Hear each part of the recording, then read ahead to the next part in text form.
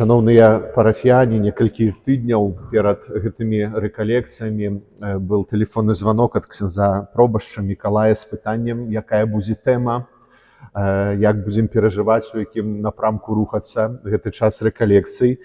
Ну і прызнаюся, што патрэба мне было некалькі дзён, каб яшчэ раз пераглядзець Евангелле, канферэнцыі, падумаць, з чым прыеду да вас. Бо у суме кожны год, выбіраючыся на паслугу ў розныя парафіі, шукаў той найлепшай дэфініцыі, той найлепшай мэты, дзеля чаго павінны служыць рэкалекцыі. І ў розныя гады было вельмі шмат і пра малітву, пра час навяртання, пра супольнае шуканне Бога ў тэкстах, у літургіі. Але апошнімі днямі грэе мне сэрца думка, што мэтай рэкалекцый будзе не толькі тое, каб пабудзіць нашу жаданне прысутнасці ў касцёле, жаданне малітвы, бо вы ўжо тут ёсць, ну і моліцеся, спавядаецеся, але каб пасля заканчэння рэкалекцыі вы знову захацелі сюды вярнуцца. Вы падзякавалі Богу за дар сваёй веры, як бы самі сабе сказалі, што добра, што я тут ёсць. Як бы знайшлі сваё месца у супольнасці касцёла. Но і калі далей падумаў, пачаў разважаць, як назваць гэта ўсё, што мы з вамі зробім, ну то да думкі прыйшло мотта святога Піуса X, які на сваю папскую паслугу выбраў менавіта гэты дэвіз «Усё аднавіць у Хрысце». Уваходзячы ў трудныя часы, ведаючы, што гэта для яго будзе час труднай паслугі, выбраў менавіта гэты заклік святога Паўла «Усё аднавіць у Хрысце». Аднаўляючыся, маем больш мудрасці, больш сілаў сустрэцца з тым, што нераз нас перарастае. І менавіта аднаўляючы ўсё ў Хрысце, гэтае духовае аднаўленне, праз рэчы, да якіх вы ўжо прызвычаіліся і добра ведаеце, мы і адкрыем радасць прабывання ў супольнасці Хрыста.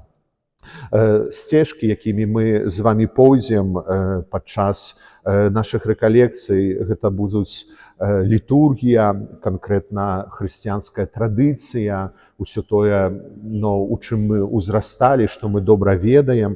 Гэта будзе Евангелле дня, канкрэтнага слова на гэты дзень. Не дабіраў іншыя тэксты, больш, можа, зручныя для канферэнцый, больш карацейшыя ці даўжэйшыя, каб мы прызвычаіліся, што Слова Божае як цёплы гарачы хлеб. Вот раніцай прыходзім і не хочам купляць учарашняе, не хочам купляць тое, што ўжо было атагрэта, але з радасцю, нават тады, калі мы сытыя, бяром тое, што цёплае, свежае. І вось Пан Бог дае нам такі пакарм, цёплы, свежы на гэты дзень, каб не было як у жарце, калі святар, выйшаўшы на сваю малітву, літургіі гадзіна, уходзіць з брэвіярыем па садзе, моліцца, і раптам дмухае вецер, і некалькі картак перагортвае. І святар кажа: «Дзякуй табе, Пане Божа, сам бы не асмеліўся». Вось каб не было так, што мы, прыходзячы на імшу, а то гэта я ўжо ведаю, а то гэта было тыдзень таму назад, а то нічога новага не пачую.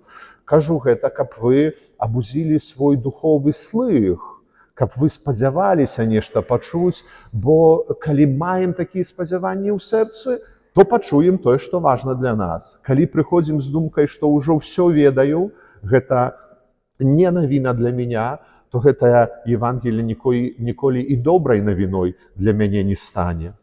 І трэцяя сцежка, якой будзем ісці ў напрамку гэтага духоўнага аднаўлення, гэта нашае чалавечае жыццё. Не толькі час рэкалекцый, але і нашы асабістыя малітвы, і наша вера была бы нам несмачнай, труднай і складанай, калі ва ўсіх гэтых праўдах, якія Касцёл нам аб'яўляе, мы не знайшлі бы месца для сябе. Не знайшлі месца для таго, што для мяне важна. Мае клопаты, мае справы, мае перажыванні, мая ўдзячнасць, можа, мае прэтэнзіі да Пана Бога. Як цяжка маліцца да Бога, калі я ведаю, што Ён ёсць, але дзесьці там далёка. І як лёгка мне прымаць пастановы, уваходзіць і ў час рэкалекцыі, у пасты, пілігрымкі, не ведаю, ўсё тое, чым багата наша вера, калі я ведаю, што тут сустрэну на гэтым шляху Пана Бога, што менавіта гэта тая прылада, праз якую я атрымаю ягонае благаслаўленне, як быццам бы маю магчымасць схапіць яго за руку і завесці да свайго жыцця. Дык вось, пачынаючы ад літургіі гэтай першай сцежкі, варта сказаць, што час адвенту такім жа самым чынам, як і час Вялікага посту, у літургіі называецца моцным перыядам. Можа, міністранты больш асведамлены, што ёсць звычайны перыяд, нейкі святочны. Вось, час адвенту Вялікага посту моцны перыяд. І не толькі таму, што дэкарацыі, парадкі, хутка святы, трэба гатовіць ежу, рыхтаваць дамы, шмат жанчын, гаспадыні. Не ведаю, як у вас, але у маём рэгіёне то на святы, то що у кожнай сям'і асобная полка ў халадзільнікі, так, гэта толькі на святы, гэта пазней, не цяпер. Ну і столькі ўсяго шмат, столькі ўсяго праісходзіць, што не хапае гадзінаў, не хапае часу. Дык вось гэта абсалютна не аб гэтым. Моцны перыяд у касцёле гэта значыць, што Бог асаблівым чынам прагне дзейнічаць, Бог асаблівым чынам прагне ўдзяляць нейкія ласкі, нейкае благаслаўленне, бо хутка народзіцца яго сын. Як бы кажучы, што у гэты час нябёсы адчынены наосцеж. І кажу аб гэтым, каб вы у сэрцы, акрамя вашага духовага слыху, абудзілі прагненні, бо здаецца, што амаль кожны з нас мае нейкую важную справу, нейкую інтэнцыю, штосьці, што хацеў бы Пану Богу прадставіць, што для мяне важна, тое, з чым, можа, сам не спраўляюсь. Дык вось, калі вы шукалі знак, калі трэба гэта зрабіць, вось цяпер гэта трэба зрабіць. Можа, хтосьці выбіраўся да споведзі і не ведаў, не занадта падрыхтаваны, не занадта яшчэ адмаліўся ці штось. Вот цяпер займаем чаргу і ідзем. Вось цяпер робім гэтыя пастановы. Асаблівы час. Час, калі штогод вяртаемся і узгадваем, разважаем нанова тое, што сталася ў мінулым, раство, прыйсця на гэты свет, уцелаўлення Божага Сына. Ужо вельмі хутка гэтыя дэкарацыі з лямпёнамі зменяцца на стайню, на стаенку, будзем углядацца ў Божага Сына. Разважаем гэта, каб напоўніць сэнсам нашу штодзённасць. Не толькі традыцыя для традыцыі, не толькі прыходзім, каб, не ведаю, ксёндз пробаш не абідзіўся на нас, што нас не было ў касцёле, але каб сэнсам напоўніць наша жыццё, а у нашай будучыні засмакаваць радасці збаўлення. Вось таму і з года ў год адвент, рэкалекцыі, Вялікі пост, Пасха, нібы тое ж самае, але абсалютна іншае. Бо іншае наша жыццё, іншыя нашы думкі, іншыя нашы справы, нашы клопаты. Не застаўце сябе без гэтай Божай апекі, не будзьце далёк ад гэтага часу. Час людскі, які упісаны у нашай календары, нашыя працу, абавязкі, ідзе побач з часам Божым.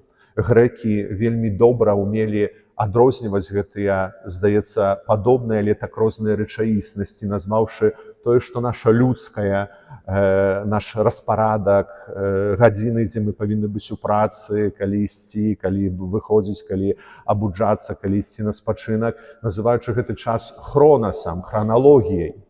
А заўважыўшы побач яго духоўную рэчаіснасць, якая не занадта і нам належыць людзям, не занадта залежна ад нас, назвалі гэты час кайрасам, дзеяннем Бога. Дык вось, па-сапраўднаму шмат дабра у нашым жыцці адбываецца тады, калі мы хочам тое, што наша людскае, злучыць з тым, што Божае. Наш час з часам Божым. На практыкі, вось цяпер вы гэта робіце, ваш людскі час для некаторых пасля цэлага дня працы, які маглі прызначыць на адпачынак, на нейкія заданні, вы злучаеце з часам літургіі. І гэта добра, бо менавіта тады распачынаюцца перамены і цуды ў нашым жыцці. бо ўжо не мы дзейнічаем, але як быццам бы Бога мы увялі ў сваё жыццё. Таму не змарнуйся гэтага часу. Апошнія дні адвенту, потом святы Божага нараджэння, сярод гэтай святочнай суеты, хаосу, убачце тое, што важнае, тое, што духоўнае. Цікава, што гэтыя 4 тыдні перад Раством для кожнага чалавека, не толькі веруючага, будуць і з'яўляюцца часам чакання, бо, выходзячы з касцёла, спытаўчыся у прыпадковых прахожых, ці чакаюць яны чагосьці, ну то пераважна атрымаем адказ, што так, хтосьці нейкіх дадатковых выхадных, хтосьці, можа, не распадвышкі да сваёй зарплаты, да пенсіі, ці там, не ведаю, прыезда блізкіх, родных, а мы таксама, чакаючы на ўсё гэта, яшчэ на першае месца ставім Бога. На першае месца ставім Бога. Адвент будзіць нашу хрысціянскую свядомасць, будзіць нашу свядомасць і тоеснасць чалавека веруючага, што сапраўдны смак усяму таму, што будзе адбывацца ў ноч Божага нараджэння, дае нам, можа, не дэкарацыі, не салюты, ці смачны стол, ці там адведзены блізкіх, можа, падарункі, але прысутнасць Бога сярод нас. І кажу пра гэтую свядомасць, пра гэтую хрысціянскую тоеснасць, бо шмат бяды ў свеце тады, калі мы забываемся аб тым, хто мы такія, забываемся, да чаго мы пакліканы, як бы губляем частку саміх сябе. І тады лекары, якія павінны лячыць, не лечаць, а забіваюць, напрыклад, думаю пра аборты. Напрыклад, тады той, хто павінен служыць, атрымаўшы ўладу, служыць сабе, а не іншым. Настаўнікі ці выхаваўцы, замест таго, як выхоўваць, цяраюць цярплівасць і кажуць, з іх і так нічога не будзе. Ну і каб было справядліва, таксама шмат бяды, калі святары губляюць сваю тоеснасць, свядомасць, сэнс свайго паклікання. Так жартам кажучы, але цалкам сур'ёзна, было аб'яўлена, што маем рэкалекцыі, вы прыйшлі, а тут ні аднаго святара няма. Бо мы вечарам пасля абеда паехалі рыбу лавіць. Вось мы забылі, што мы ксяндзы, мы забылі, што рэкалекцыя. Ну і вы тут, а мы там. Ну і вось такія рэкалекцыі. І паверце, што гэта не найгоршая рэч, якая і нам, святарам, і вам, шаноўныя вернікі, можа стацца ў жыцці, рыбалка, што мы забудзем аб сваіх абавязках. Шмат зла на гэтай зямлі, калі мы адыходзім і ад сваёй веры, ад сваёй тоеснасці, ад таго, хто мы такія, губляючы сваё пакліканне, пакліканне да бацькоўства, да мацярынства, да канкрэтных заданняў у свеце. Адвент упамінаецца аб гэтую свядомасць. Евангелие сённяшняга дня, як і многія тэксты ў адвенце, багатая постацямі адвенту, гэта і Ян Хрысціцель, і святы Юзаф, сёння гэта Панна Марыя, хоць не перажываем з вамі урачыстасць звяставання, але чытаем менавіта гэты момант, гэты ўрывак. Момант звяставання – гэта момант, калі слова з вялікай літары, другая асоба Тройцы Святой, было толькі асабістым дасвядчэннем, досведам толькі Марыі, пасявілася пад яе сэрцам, слова, якое расло, але яшчэ не было дадзена іншым людзям. Добра ведаем гэтую малітву, Анёл Панскі, а слова сталася целам і пасялілася між намі. Вот, у пэўнай паўнаце часу, тады, калі час выпаўніўся, гэты час кайрас, час, які належыў да Богу, які мы пазней назовем, но урачыстасцю звеставання, а момант нараджэння прыпішам на 25 снежня. Бог спасылае свайго сына, дае гэтую магчымасць, каб маці Божага сына стала звычайная жанчына, стала Багародзіцай. Бачым, што звеставанне было сапраўдным канкрэтнай гісторыяй і здарэннем. Падкрэсліваю гэта, бо ў Бібліі знойдзем і прыпавесці, і прымаўкі, розныя гісторыі, якія маюць выключна сэнс метафарычны, не сэнс канкрэтны. Дык вось звеставанне – гэта тое, што адбылося па-сапраўднаму. Адсюль маем упэўненасць, што гэтыя здарэнні могуць здарыцца і з намі, бо як Бог быў канкрэтны ў адносінах да Панны Марыі, так будзе канкрэтна і для кожнага з нас. Нераз мы маем такія прэтэнзіі да Пана Бога, што не выслухоўвае мяне, або, можа, забыўся пра мяне, альбо, можа, кагосьці слухае больш, чым мяне, Вось узгадайце момант звеставання, канкрэтны горад, канкрэтнае месца, канкрэтная асоба, канкрэтнае заданне дзеля таго, каб штосьці сталася ў маім жыцці. Чуем гэтае Евангелие звеставання, што сярод нашай зменнасці Бог застаецца нязменны праз пакаленне. Евангелие святога Лукаша, Лукі сёння адчытанае, гэта момант звеставання, дзе ўзгадваецца горад Назарэт, і адразу біблісты кажуць відавочна, што Лука не ведаў, ні разу не быў у гэтым Назарэце, бо калі б ён убачыў, што гэта за горад, што гэта за мясціна, ніколі бы не назвал яго горадам. Невялікая вёсачка, амаль што хутар. У часы Марыі і Юзафа там жыло некалькі сем'яў, жылі ў нейкіх гротах, які калі трэба быў домам, калі трэба быў стайняй, калі трэба быў і складам.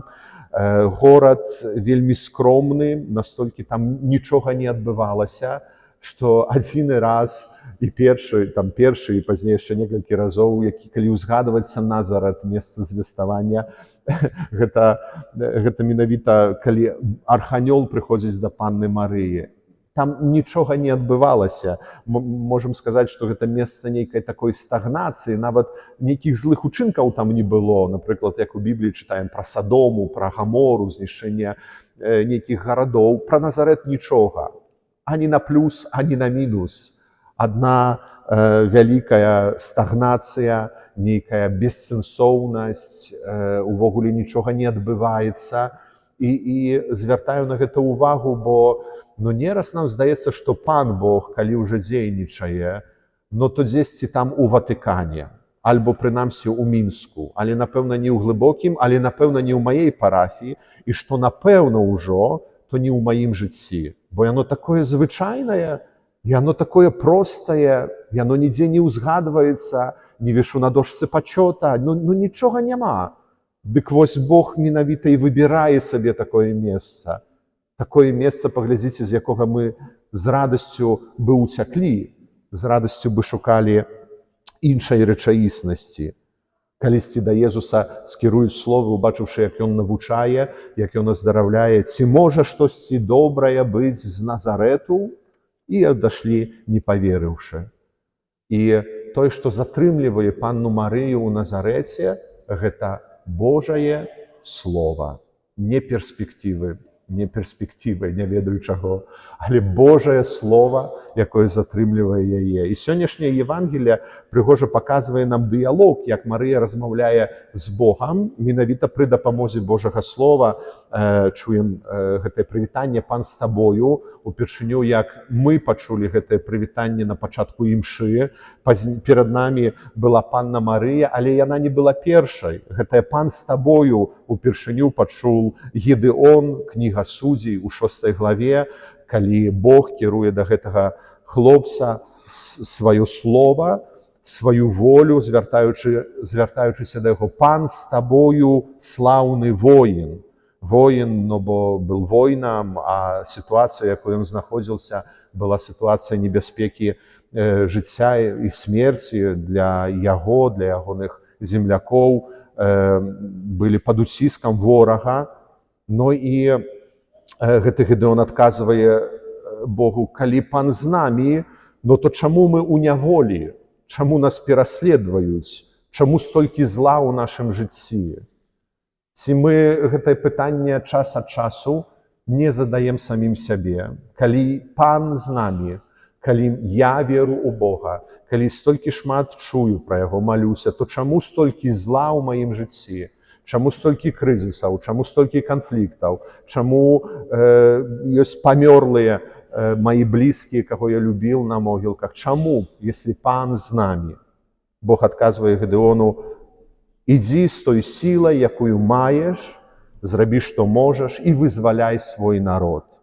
Той знову ж не давярае гэтаму слову, што Бог, можа, памыліўся і кажа: я наймнейшы з усяго пакалення і наймаладзейшы з усіх, можа, іншых папрасі. Гісторыя працягваецца так, што Гедеон, аднак, паслухмяны Божаму слову, збірае войска 32 000 асобаў, воінаў, прыходзіць з гэтым да Бога, Бог кажа, замнога. Ну як замнога? Войнаў многа не бывае. Ну добра, знову паслухмяны Божаму слову 22 тысячы. Бог кажа, замнога, зашмат. Но той добра знову там распускае сваіх жаўнераў, змяншае колькасць да 300 чалавек, і Бог кажа, вось цяпер сам раз. І перамагаюць. І перамагаюць. Чаму так сталася? Па-першае, бо Гідэон паверыў Богу і ягонаму слову, як праз некалькі пакаленняў паверыла панна Марыя. І пытанне цяпер пра нас. Ці мы верым? Так сталася, бо Бог так пажадаў, каб мы не сваёй сілай перамагалі тое, што нас перарастае. Збіралі магчымасці, связі, каму затэлефанаваць, з кім паразмаўляць, што зрабіць. Але робім, што ў нашых сілах, але ва ўсім гэтым давяраем Пану Богу, няхай Ён перамагае. Ведаю, што многія з нас, чым болей уваходзім у дарослае жыццё, самадзельнае жыццё, становімся больш прагматычнымі. Ну, бо калі на працу не пойдзем, то за нас ніхто не адпрацуе. Калі грошы не заробім, ніхто дарма не дасць. Калі самі не зробім, за нас анёлы не прылятуць і гэтага не паробяць. І нераз гэтую прагматычнасць мы пераносім на нашу веру. Што, Пане Божа, Ты там ёсць, але цяпер я сваёй сілай волі буду навяртацца, я буду сам верыць, як хачу, я буду рашаць праблемы, ну і да моманту, пакуль вось гэтае я, мае сілы не скончацца. Час ковіду вельмі добра паказаў гэтую нашу крухасць, нашыя планы, нашае здароўе, нашыя сувязі, нашае сацыяльнае становішча, як мы можам забяспечыць сям'і. Усіх параўнала, усе роўна хваравалі. Вось Бог паказвае, каб мы не ўпалі гэтую пакусу прагматызму у сваёй веры, але убачылі ў ім свайго Пана, і тады, так як гэта сталася калісьці, то і ў нашым жыцці дасведчым гэтай перамогі.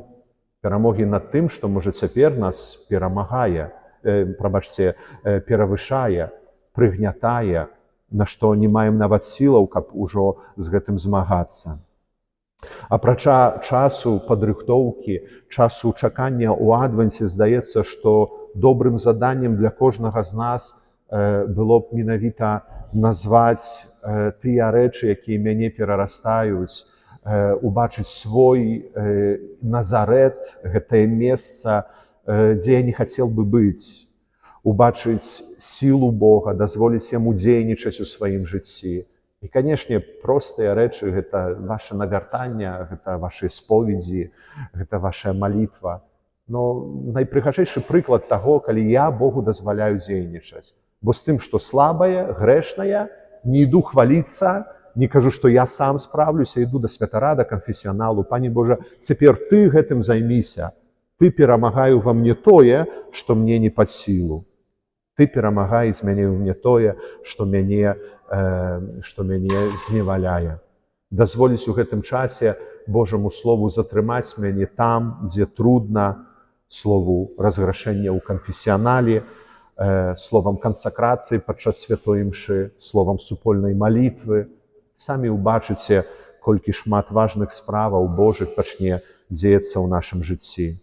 Няма сумніву, што гэта труднае і цяжкае заданне. Мучанік за веру Ежы Папялушка, замардаваны камуністамі ў 1984 годзе, пра веру пісаў так, што мы не плацім толькі за зелле і за смецце, за сапраўдную добрую пшаніцу заўсёды трэба заплаціць. Дык вось, шаноўныя, калі ваша вера вам каштуе, калі вашы споведзі вам каштуюць, калі ваша прысутнасць у касцёле вам каштуе, калі захаванне Божых запаведзяў вам каштуе, то ведайце, што вы плаціце сваю цэну за веру, але плаціце за добрую пшаніцу, плаціце за тое, што вас насыціць, не плаціце за смецце, за мусар. І няхай заступніцтва Панны Марыі выпрошвае нам гэтую вытрываласць у нашай веры. Амінь.